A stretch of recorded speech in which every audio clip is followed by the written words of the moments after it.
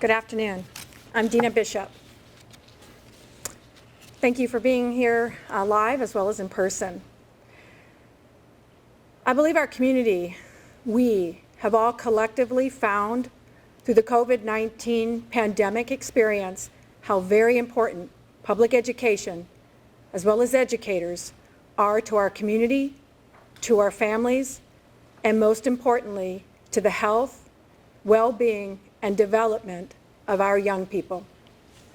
Schools today provide so much more than the traditional 3 R's, reading, writing, and work with me, arithmetic.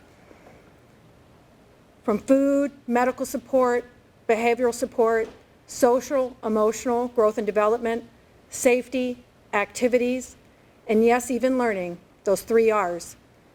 We do it all in public education. ASD's goal is and always has been to focus on students and their success. Our board's mission states this explicitly. With our planning for next year, we worked to provide a viable, high-quality, rigorous options for an excellent education every day for every child. ASD, truly I, myself, have heard from our community both internally and externally. There is no one perfect answer on how to do school next year. We are releasing information today understanding the complexity of this health crisis on individuals themselves as well as on our community collectively. We are not all experiencing the crisis the same. However, at this time, we cannot let a perfect plan hold us back from having a good plan. And a good plan is a nimble plan, especially in these times. In speaking to our priorities, ASD's plan focused on rigorous health and safety protocols. It must be nimble and flexible. We worked to mitigate known health risks using the best knowledge at the present time. Our goal and priority was to provide parents options for which to choose for their families. And of course, include equity and inclusion for all students. We use the best information to inform our plan.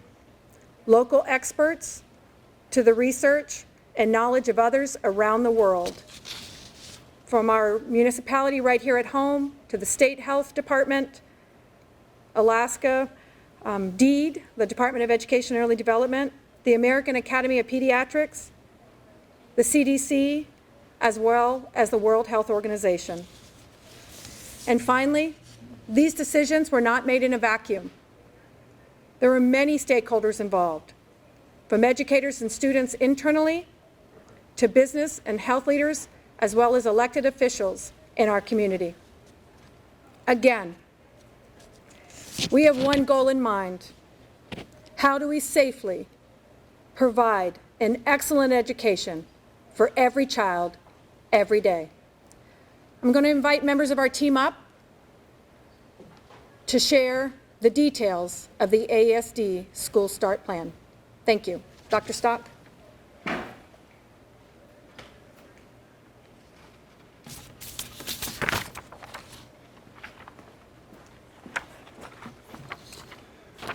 Thank you, Dr. Bishop. When Dr. Bishop commissioned our group to put together something that would come forward as a recommendation to Cabinet regarding the start of school, we took the main criteria and priorities that she had laid out, and that being safety and security being number one for staff and students, and also that we would develop a school start plan that was flexible, nimble, and ability to deal with this changing health crisis that faces our entire world.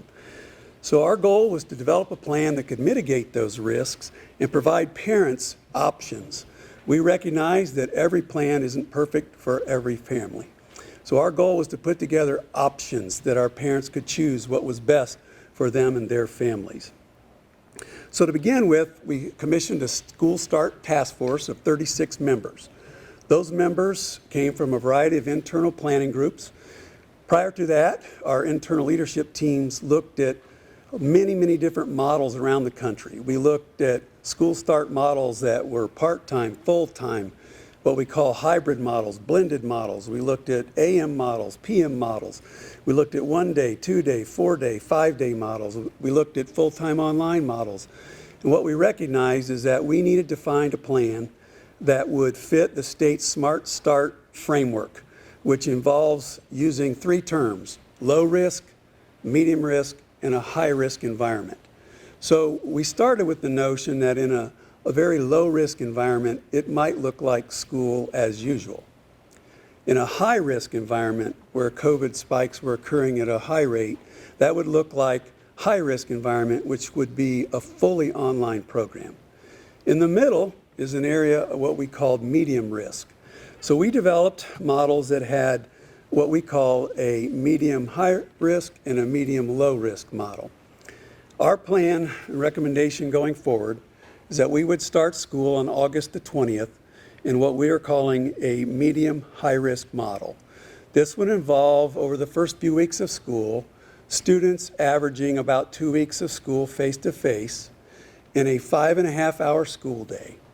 During those first few weeks, while we are working through our safety protocols and all of the teaching and practicing routines that go into keeping a safe environment for staff and for our students, working through social and emotional learning issues, doing some diagnostic assessment with students to see what type of learning loss we've had. We worked through all those issues and developed that we would start in this medium high-risk model. They would use an alphabet-based cohort whereby we would split the students into 2 groups. Some would get 2 days, some would get the other 2 days, and over those first few weeks of school, we will ease into seeing how the safety protocols work. If things go well, within a set period of time of a few weeks, we would then move to what we call medium low risk model. And in that time period, we would move to 5 days a week, 5.5 hours a day, following all the safety and security protocols and health protocols that have been put in place. And so with that, that's what we would call our face-to-face model of instruction. We put out a survey to our families here recently, and we have now got almost 50% of our students represented in this survey. So far, about 72% of the families have said that they would opt for the face-to-face model. There were about 17% who said that they would choose a fully online virtual neighborhood option, which we are calling an ASD virtual option.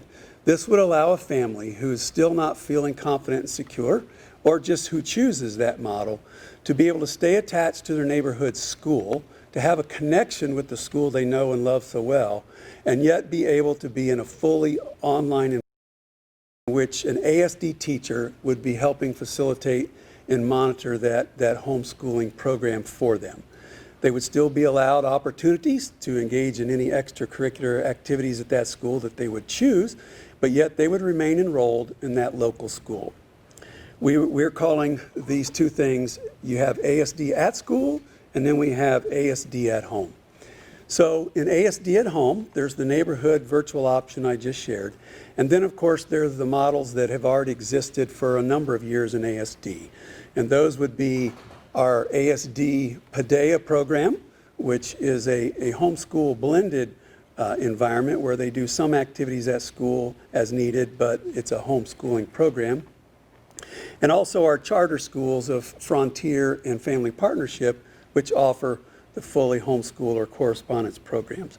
So that's our plan for the start of school. Hopefully things will go well, but we have a nimble plan that's flexible. We have the abilities to go to fully online, to a hybrid approach where we would be in the medium risk categories, and of course, optimally and optimistically, at some point in the year, we would hope to have a low risk environment. So that's our plan. And with that, I would like to turn it over to Mr. Tom Roth, who's going to come forward. He's going to talk a little bit about the safety and the health protocols that will be in place come this fall. Tom?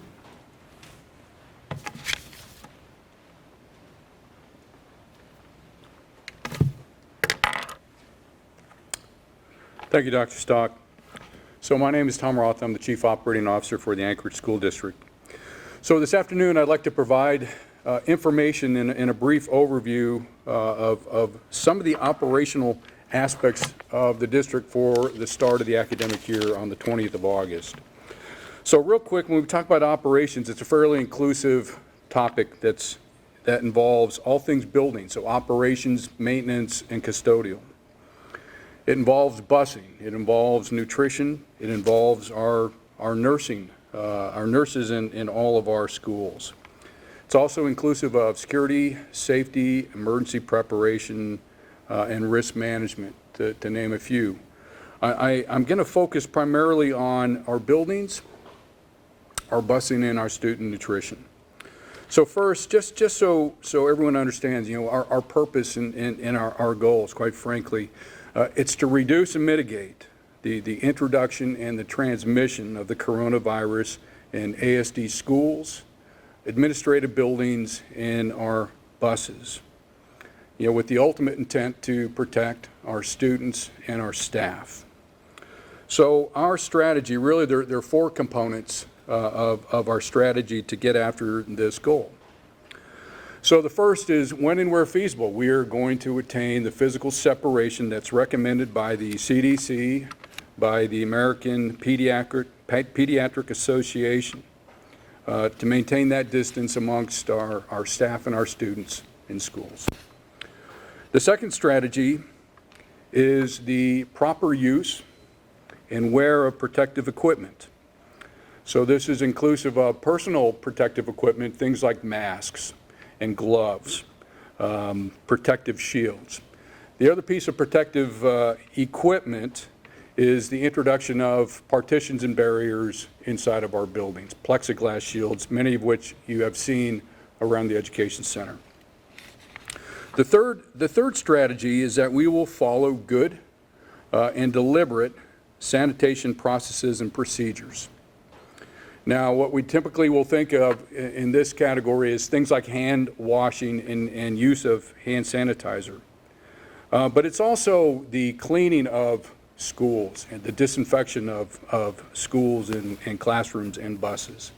It's also, in my mind, inclusive of in the event that we have staff and students that demonstrate symptoms of COVID-19, that they're staying home, that they are exercising that good process, that judgment, not to infect others.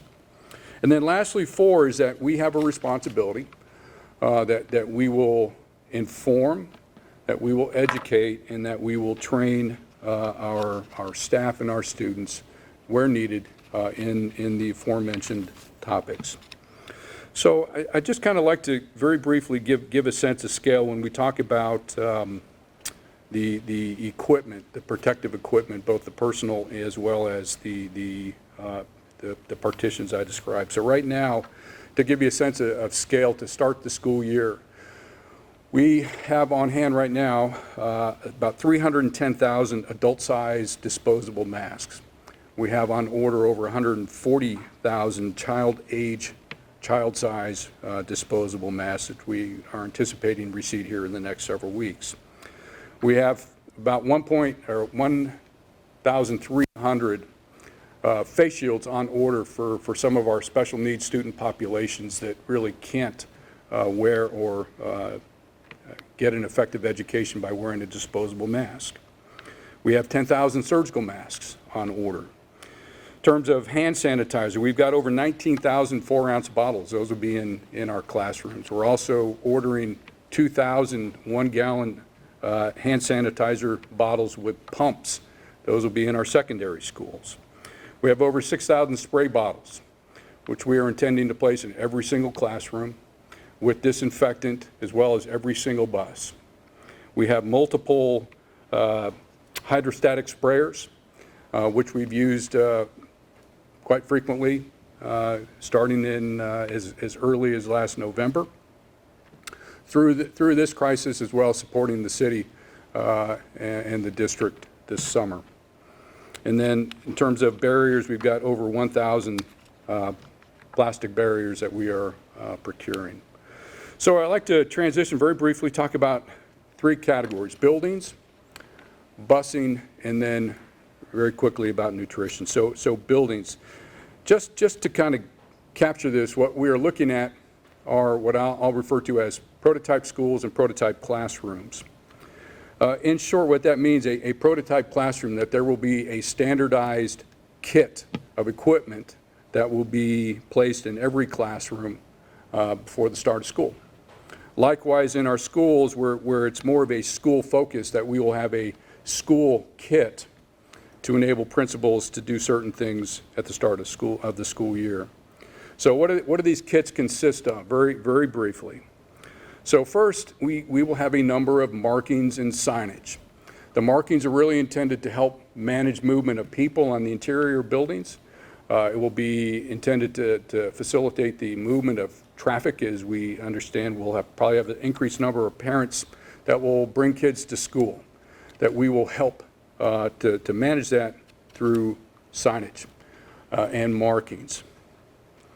The other component, as I described, is the protective equipment.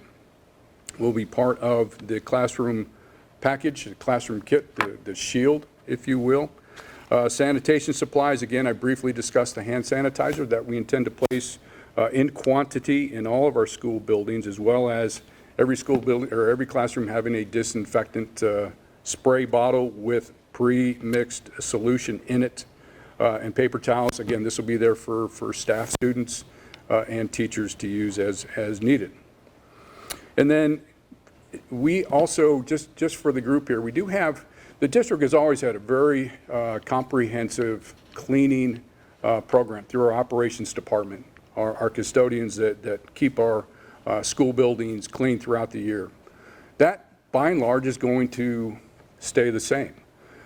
What we have added is the ability to have an emergent response capability in the event that we have any type of outbreak or suspected outbreak, that the district will be able to respond immediately to address those concerns. So shifting from classrooms, very quick to talk about busing. So we have been looking at this requirement intensively over the last several weeks. Right now, I would say up front that we the district assess that we have the means to support the district's core mission to transport students with our busing fleet, both in a medium risk environment as described by Dr. Stock, and also in a medium-low environment as described. For those who are aware, we do a tiered busing system where we transport our high school students, our middle school students, and our elementary age students on different tiers, that we will be able to do that based on the school start times. I would like to just to illustrate or describe what we anticipate will be a much more deliberate process as students both go onto a school bus and then in reverse exit a school bus, just to kind of give folks a mind's eye that it will not be the same. So in order, again, to achieve these goals of distancing and sanitation, as you can imagine, at a school bus stop, you'll have a single student enter the bus at one time. He or she will receive a dollop of hand sanitizer, and then that student will proceed billing from the back of the bus, moving forward.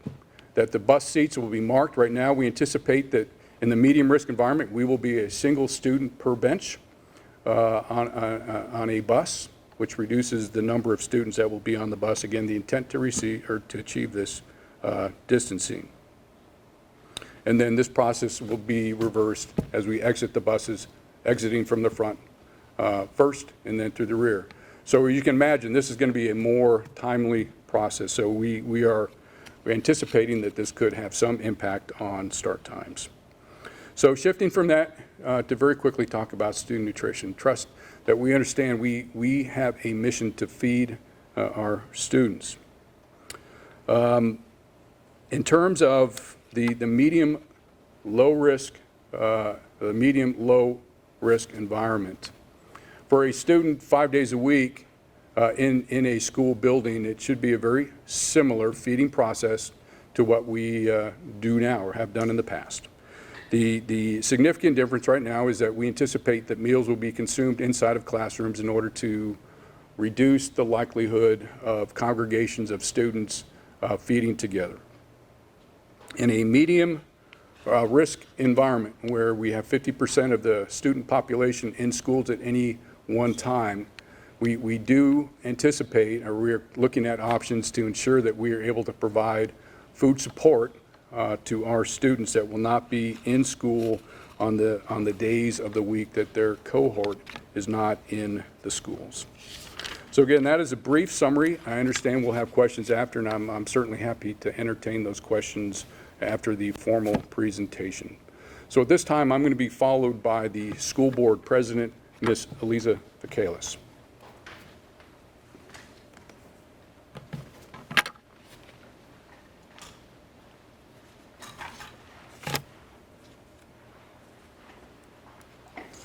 Thank you. Again, my name is Elisa Vacalis. I am the school board president. The school board's goal primarily this summer is in working with the administration to support and collaborate to working with their efforts to deliver a robust set of education delivery options for all of our families. Safety has always been a part of our Destination 2020 for the last 10 years. And we're looking at safety in a little bit of a different way this summer. And it is not lost on us. The safety of our students and our staff and our entire community are at the forefront of all of our discussions. One of the reasons that we wanted to support coming out with the administration today is our next board meeting is July 21st. And our community has an awful lot of questions and concerns and decisions that they need to make, and we wanted to get it out, start getting it out to the community so that we can start getting feedback as well. We know that summer is traditionally a time where families might, go out and vacation and do other things, maybe disengage from the school process. We are really hoping that families will continue to stay engaged and to reach out. Our next board meeting is July 21st, where we will be able to review more information and details as it continues to evolve about our going back to school plan. And we want to be as transparent with our community as possible. And so I'm asking that all the community, whether you email to the school board at schoolboard@asdk12.org or you testify at a meeting, that you share your thoughts and your concerns and your questions, because we do want to hear them, because we do believe that if we all come together as a community and we work together, I do believe that we will come out with the best options for our children. And at this time, I want to turn it back over.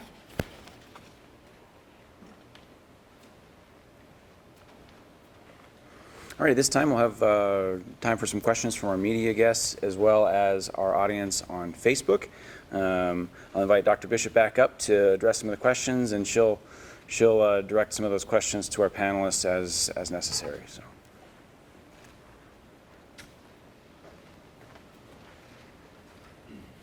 Where would we like to start?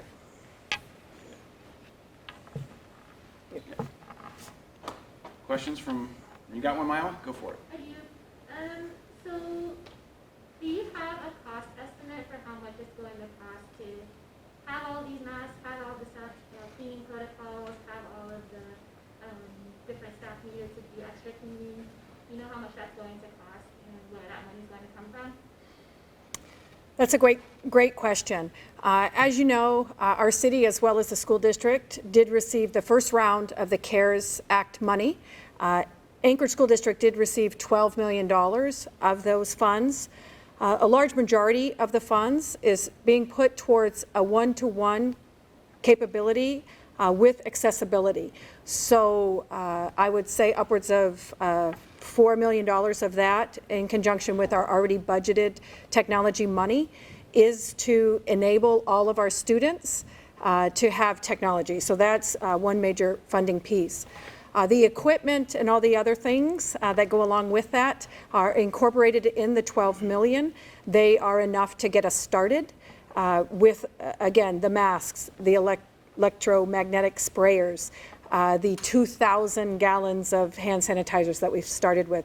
We are equipping every classroom, no matter wherever adults and students are, will have sanitation supplies. I can get a detailed list for that. Right now, the board is reviewing and approving the COVID CARES Act funds at their next meeting, and that's public information. Dr. Bishop, just for the microphone, if you could repeat the question, because they can't hear it on live space. Thank you. And that question was about the cost of this endeavor. Very costly, and again, that information is public information initially on the CARES Act. And as we move forward, we will share at the board and with the public the cost of these mitigation strategies. Question, Emily, from ADN. Yeah, I just want to clarify really quickly. So the plan is to start 2 days a week, different days for the cohorts, then have the 1 day that week kind of an online learning. And then after a few weeks, providing the risk levels are okay, that's moving to 5 days a week at fewer hours. Is that correct? The question was about specifically the plan and what that looks like in detail, and did a very good job of explaining it. Yes, we are starting 2 days a week for every student, and we were going to divide our cohorts by alpha order, keeping families similar, whether you are in a high school, your younger sibling, perhaps in an elementary or middle school, would be on your same schedule. Students will go to school 5.5 hours a day, not the 6.5 hours. It will be a somewhat shortened day by an hour during the medium low risk and the medium high risk categories. Both yellow categories, and perhaps we can get that put back up on the screen, will be in that area. We are going to enter into this slow roll-in of the plan to provide many routines, outcomes, really assess the roadblocks. We do understand that starting school in a different way is going to be, it will be problematic in different areas, and our plan is nimble to address those prior to having all students in school. When we do move to medium low risk, we will have 5 days a week with students, continuing at the 5.5 hours a day, utilizing a cohort model, and that's very important at the elementary level.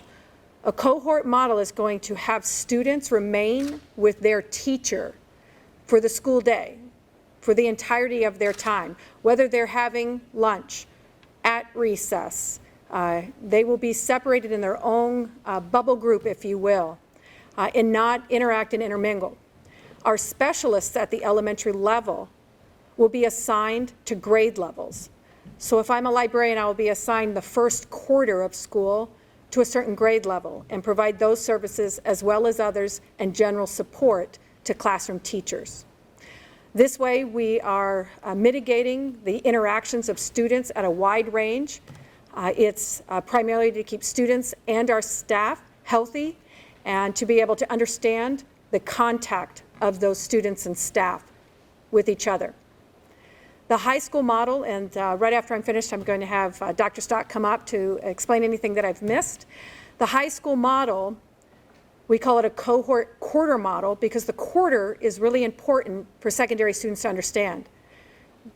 Our courses now are arranged around semesters throughout the year. We have 2 semesters in a year. Students take 6 courses in a semester. One of the biggest feedback pieces that we received from our students and their parents was that navigating 6 courses, if we had to go online again in a blended model, was very difficult to keep up with the platform, with the expectations, with the Zoom sessions, etc. So we are taking a semester and condensing it into a quarter. So rather than 6 classes in a quarter, students will be in 3 classes, or 6 classes in a semester. Students will be in 3 classes in a quarter, whether they're at home learning or whether they're in school learning. So that, again, our staff has a smaller bubble around them of students. Students have a smaller bubble with students. We minimize the movement in our buildings. We minimize times that kids would interact with each other outside of their bubble. And then we also support them academically by really digging into those courses and doing them well and having 3 to juggle rather than 6. And with that, I'm hoping that our Dr. Stock, if I've missed anything, if you could help me out.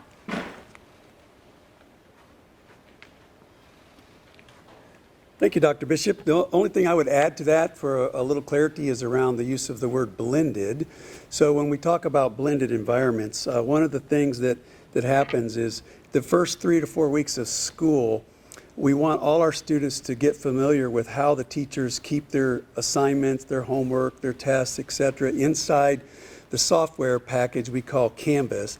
And one of the other things that our parents told us in the survey that we did during the spring pandemic piece was that they had a hard time navigating all the different software programs and platforms. If I had a kindergarten and a 3rd grader and a 6th grader and a high schooler, I might be navigating 3 or 4 different software packages. Very hard for the parents and the students to keep up with. So what we've done is we are using Canvas as the brand name of a software platform that all our schools and all our students, all our teachers will be exposed to. At the very lower grades, it'll be a simplified version that we're creating so it's not complicated for the families to be able to navigate. And so they'll all be taught how to use those in those first several weeks of school.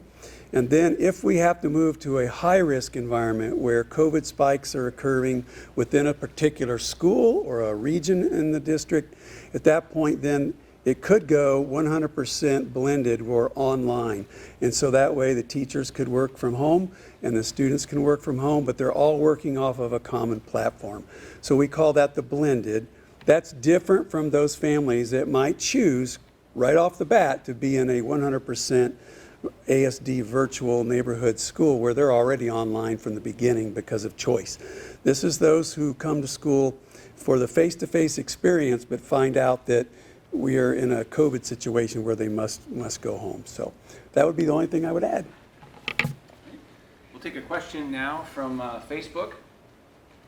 We've had several questions on Facebook about IEPs and students with special needs.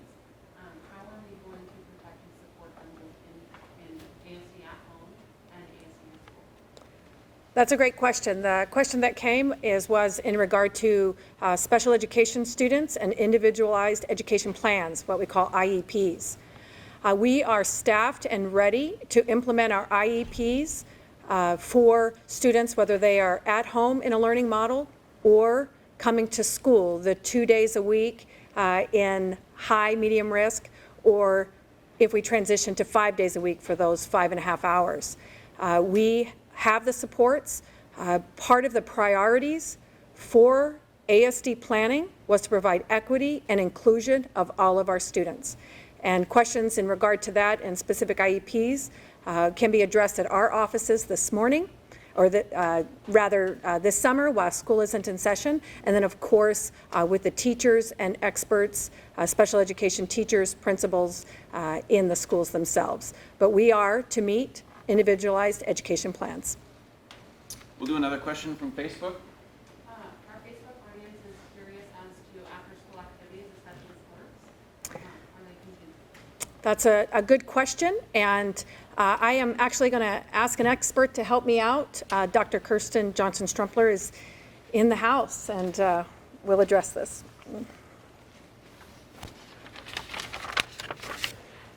Good afternoon, everyone. My name is Kirsten Johnson-Strumpler. I'm the Senior Director of Secondary Education for the Anchorage School District. We have been working very actively with the ASA organization, which is the governing body for sports and activities for the state of Alaska. We've also additionally been working with many of the organizations that Dr. Bishop mentioned before in our health community and our state leaders to develop an opening plan for fall sports. Our fall sports season will open on July 29th with a few of our sports starting a week or two later in August. We have modeled the opening plan for fall sports, much like you've seen here today with the school start plan, where we have low, medium, and high-risk ways of operating for athletics. There are 2 documents that are posted on the ASAA website that outline very specifically what those opening procedures are. One is for practice, and we have another document that we will be using for games and events. And they cover a wide variety of things that are an additional concern in athletics, from crowd sizes to sharing equipment, lots of personal hygiene issues in activities as well.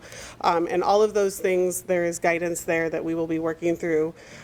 We are taking additional steps in the Anchorage School District beyond the ASA guidance to install cameras in our gyms and some of our football stadiums at our high schools so that we can reduce crowd attendance if needed and still be able to play games and provide the opportunity for viewing those activities. We're also looking at things like cashless entry to games if you attend. And then from just a day-to-day operations standpoint, we're also looking to do health screenings and temperature checks for athletes before every practice and game or event. Our coaches will be trained, as will our principals and other school staff that are involved with that process. So there's a number of mitigation plans for starting the fall sports activity season, and we are scheduled to start July 29th as scheduled. We will have a lot more information and a website landing page when the time is closer on the ASD website, and we will definitely be getting communication out through principals and our school coaches as well. So plan on a fall sports season starting July 29th. We're excited about that. Any other questions from our media guests? Maiwa? Have you heard from any staff about whether or not they're feeling anxious for coming back? Are you expecting everyone to return to the classroom? That's a great question, and to repeat it, it was, have we heard from employees, from staff, and how are they feeling? I want to revisit that individual staff members in ASD, really over 250 teachers are participating in the plans and the working groups to plan for the education and other processes throughout our year. But we have also worked with our different unions to be able to really talk about what's important, the anxieties as you shared, their worries, and much of our safety mitigation was specifically designed around the feedback. It is essential that our staff remain healthy and that they feel safe in doing their job. And that's the one main reason why really I'm making the recommendation, it is in the plan to the school board, that face masks are worn by anyone who comes into our building, whether it's a child or an adult.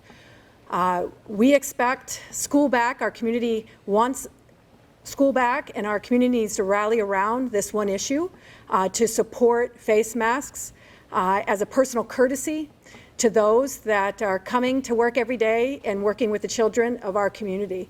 So I would say I've heard it on both sides. I can't wait to get back from staff. Please get me in 5 days. And I've heard I'm really cautious and anxious. I don't know that I want to go back. Again, these are the same things we're hearing from our families. COVID has affected us differently. It's affected us individually, as well as it's affected us in our different communities. The safety mitigation and those protocols are what we have in place to ensure that we are doing the very best we can to get school started. So I would say yes, staff, our parents, staff, some aren't parents, but the feedback is pretty, it's really all over the map with the desires similar to what you can imagine our parents are. But staff safety is why primarily we are very, very strong on those safety protocols of instilling the sanitation of the building, hygiene, personal hygiene of students washing their hands. We expect hourly, if not hour and a half when students change that every student will sanitize their hands. That's why we've purchased so much, as well as keeping masks on. And our families that find this controversial, a mask, we're offering them programs at home. Thank you. Next question will be from Beth Verge from KTUU. This is probably for Mr. Roth, but maybe you can answer too, I'm not sure. I was just curious, I know you guys talked a little bit about how much equipment and PPE and all these different things are going to be put into schools. You talked about plexiglass and the sanitizer and all those types of things. Do you think that first batch you have is sufficient to get you through a decent amount of time? How long would that be? And how did you calculate how much you actually needed with, what, 40,000 students plus staff in your district? Summarize the question a little bit. Summarize the question a little bit. Okay, so the question is about equipment. The sanitation equipment, both the supplies of items as well as the type. And I believe, just to recap, I think you asked about how long do we anticipate needing this? Was that? No, how long do you anticipate that the equipment you have set up right now will last? And how did you calculate how much you needed? Okay, thanks for that. So how long do we think it will last? So as I mentioned, and that's a great question, with regards to, I'll call them the consumable supplies, the disposable masks, and the hand sanitizer that we are procuring. So right now we assess that up front, that is to start school, and we think those supplies will sustain us. And I'll talk very briefly about what we anticipate will be consumption rates. But we think this will sustain the district for at least 5 to 6 weeks. So if you think about a elementary age student, and some students, what we don't know, we can't anticipate how many families will resource their own protective equipment for their students. So we kind of have to anticipate that we're providing for a number of our student population, a majority of our student population. So if you'll consider an elementary age student, that they will most likely consume or use 2 masks at minimum per day in a 5.5 hour contact period. And if you extrapolate that out to the number of elementary age students, you can kind of see we are looking at potentially consuming a significant amount, potentially several thousand daily, to resource masks for our kids. So I say these are starting numbers. We do not know what the consumption rate is going to be. We should have a pretty good idea after the first several weeks. And then for some of these, hand sanitizer as an example, we are already planning to procure the next amount of 1 gallon containers and 4-ounce dispensers that we will anticipate sustaining the district through the first semester well into the second semester. The masks, we have to kind of understand what the consumption rate is, and just know that it is kind of costly when you start talking about quantity. We are doing our best to find the best available options out there. But I think we all understand, if you put this in the context of what's going on around the world, the lower 48, we're all competing for the same resources. And there is a high demand on disposable masks, face shields, hand sanitizer, soap, you name it. So when we see it, and if we think it's reasonable, if we estimate the need, that we are we're acting based on, the understanding of the community and the superintendent's intent. With regards to the other equipment, it's not perishable. I anticipate that it will last as long as we need it.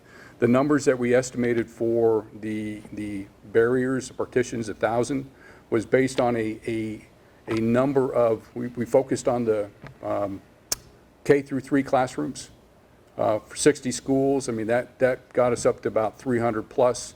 And then we started to address what we consider to be requirements in our special need classrooms and what we will anticipate to be high traffic areas where we're trying to create that sneeze barrier, if you will, between staff and individuals coming up to do business in an office type or a classroom environment. So 1,000 is kind of a round number. We don't want to get too crazy, but we think that was pretty close to what we think we're going to need. Again, once we get into the academic year, if we see more demand, then we'll be prepared to respond to that. If that answers your question. It does, thank you. Thank you. Dave from KTVA? Not to jinx it, but what would constitute high risk? How would you get to that risk level? Is it metrics, other information, and who's on the decision? Sure. So I'll actually have Tom come back up, but we are creating a matrix in regard to risk that's based off of the Department of Health and Human Services risk levels. If you take a look there, they really they have different language than DEED or the Department of Education. We're using high, medium, and low, as seen here. The State Department of Health and Human Services, Commissioner Crum has put out high, intermediate, and low. And they're basing those risk levels on cases over a 14-day mean or average of new cases given a 100,000 people population.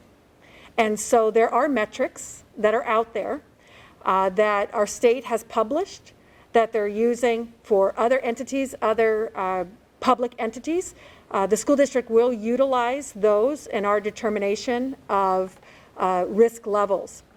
Again, because we have separate schools, separate communities, potentially separate classrooms that would not interact with others, we are creating a matrix in regard to our actions to communicate to our staff, our parents, our students about our decision making in regard to geographic locations. And I'll have Tom Roth share more.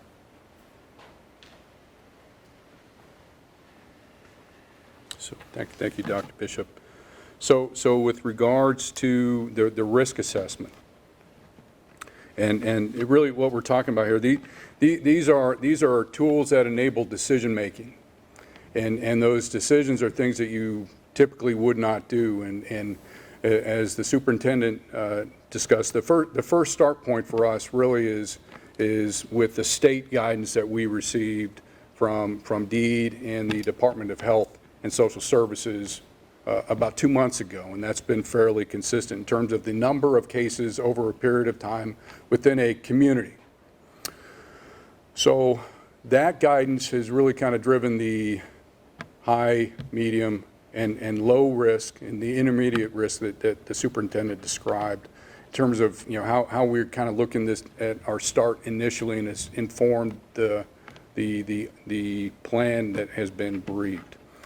So what is currently under review, and there are multiple products that are out there in districts across the lower 48, and that is, what is the threshold in terms of cases, commission of COVID-19 in schools that would cause the district to make decisions.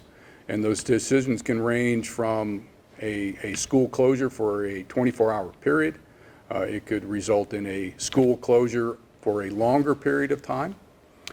It could result in multiple school closures based on the number of incidents, whether it's isolated in we call it a cluster, a region, or whether it's widespread. I mean, in extremis, what we're talking about here, potentially, if we have a large number across the Anchorage community, that it could cause a decision to go into a high risk option. The superintendent did kind of talk to you. There may be some locations, say as an example, if things are isolated in Girdwood, where there are incidents of COVID-19 transmission in Girdwood. I mean, in theory, you could make decisions that are specific to that location that would not necessarily affect the remainder of the Anchorage Bowl. So long way of getting to it, we understand this, and we are developing this decision-making tool that will really allow us as a staff, based on what's going on in the community and inside our schools, to evaluate and then make recommendations to the superintendent to do something which could involve school closure. Fair enough? Emily from ADN, go ahead. Yeah, my question is, when I've heard from a lot of parents saying is that we're kind of wondering what to do while they're at work and they're only in school 2 days a week.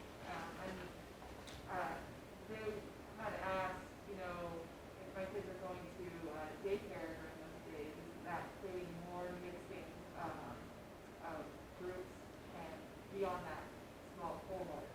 So I was curious, you know, what ASD might suggest to parents who are really worried about this, looking for childcare, not really sure what to do under this new starting model. Sure. That's a great question. The question was about when we do start in a medium, high-risk category, students won't be going to school every single day of the week. And so perhaps the question was about childcare. If I have someone else care for my child, that would, you know, have them in a different mix of students. I would say that that's actually happening right now. Parents are choosing to stay home and stay with their children now, and they're in a group. They're choosing their child care of their choice and trusting those protocols that are occurring there, as well as some are utilizing older brothers and sisters. I was one of those older sisters at one time that did quite a bit of babysitting. So just wanted to let you know that during August time, we are asking for our families to work with us in the process of getting these routines established, utilizing your resources at home, understanding that it's really an extension of the summer, somewhat, with an early roll-in of different times. We do have some partners that we're discussing with that are traditionally in our schools to assist in providing after and before school care. That's in the works now, but may or may not have that situated at the time for school to start. Again, as of note, kindergarten generally starts a week after all other students. And so really, I think our families are used to adjusting to certain schedules, especially when we have snow days, as recent as earthquake week. We've certainly had our fair share of school closures in the last 2 years. And so we're asking for the courtesy to be able to deliberately address the safety and routines that need to be established in schools to ensure the safety of your children and the staff and the working relationships among students that will occur while we're learning. And we do need that August time to work out any of those hiccups and items in schools that we perhaps did not plan for to be ready. And so I do understand it's a continued hardship, but we will ensure that the safest place back at school when it's time and when we can have a satisfactory assessment of the health of our city. Okay, we've got time for a couple more questions. I want to turn back to Facebook here real quick. Morgan, what Facebook question can we pose here? Rachel King asked, what about charter and lottery schools? If you do virtual learning, do you keep your lottery spot? The question was about charter and lottery schools in ASD. And if parents choose a virtual option that remains the ASD virtual, we are working with our schools to have parents and students remain in their spot. ASD virtual is a space that is tied to your school, that you can remain in your school. You're not going to lose your lotteried slot. If you, as a parent, choose for the first quarter or perhaps the first semester to use the virtual program. The idea with the virtual program was to do just that, keep our families connected to the schools they love, welcome their children back when they're ready. Our other homeschool and correspondence schools, if you choose the other 3 options that are specifically in traditional homeschools, you would go to those schools and you would actually register for one of those schools. But if you choose the ASD home option for virtual learning, you do remain and get to stay a part of your special program, your neighborhood school, your charter school, your alternative school. Okay, and finally, Dr. Bishop, there's several questions, and maybe perhaps some folks that joined Facebook a little bit late that were curious about the start of 2 days a week and the eventual transition to our 5-day. Maybe a quick recap of the timing there and the goal ultimately to get to 5 days would help some of the viewers. Sure, that's a great question, and I can answer it, but I would like to offer the opportunity to Dr. Stock, the lead of the School Task Force, School Start Task Force, to be able to really share that information and then answer questions specific to that, as he is the resident expert. Thank you, Dr. Bishop. So one of the things that we were asked, and I saw some of the questions coming forward about how do I know which day my child would go on, those decisions will be coming directly from your principal in time. Once the board has reviewed and looked at the overall plan, July 21st, and then going forward, we will then start working on the details of which students on which days. But it starts out in this 2-day model. So using the alphabet-based divider. So for example, if your last name were to start with A through M, for example, you might be assigned 1 day, and if you're from, M to Z type at the end of the alphabet, you might go the other day. So those schedules will come out in time once we go through the review process. And so the goal there would be to reduce the cohort size of those classes and give teachers time to teach the protocols, to build practice, to build the muscle memory of how to act and operate safely inside those first few weeks. And then that gives the district and the community a chance to monitor the COVID impact of the start of school. If things go well, and we hope they will, then we would move to the 5-day model as soon as we feel like that's feasible. And so at that point then, all the students would be going every day. For the families who have names that we want the families to stay together. So as Dr. Bishop mentioned earlier, we would have those families be together in the same day so that they can keep the family units together. So that's how that would start, and then we'll go from there. All right. And thank you. And I wanted to share again that we continue to reference July 21st. And our school board president, Lisa Vikalis, shared earlier that we have moved the release up of the information rather than in the board packet. The board will be reviewing these plans. The additional working groups that have specific work on the matrix of determining risk levels, the curriculum, the protocols for social emotional learning, the protocols for hand washing. We have, again, over 300 people working on working groups, establishing written documents to share, to review for the entire community to understand and know and be highly transparent with what is going to happen in our schools. And again, we keep referencing July 21st. That is our school board meeting. For a couple of hours, our board president has already shared that there's really a listening session that they've established. They highly encourage, because of intermixing, we will have opportunity for some people to be here, but our seats will be blocked off to keep distance. But that sharing your emails, they do go into public record. Your voice is made into our record to be able to hear you about your thoughts on school start. And I want to just share again that these plans are not going to be absolutely perfect for everyone. We're coming at this with different needs. Our goals are really to educate our children, bring our schools back, ensure the safety of our staff and students, and we believe we have a good plan, a plan that's nimble, that can be altered and changed, as certainly we've found that this virus has done. So with that, we've completed our hour. Please send your questions, your emails. We're happy to answer them. And our goal is the safety and learning of our young people. Thank you.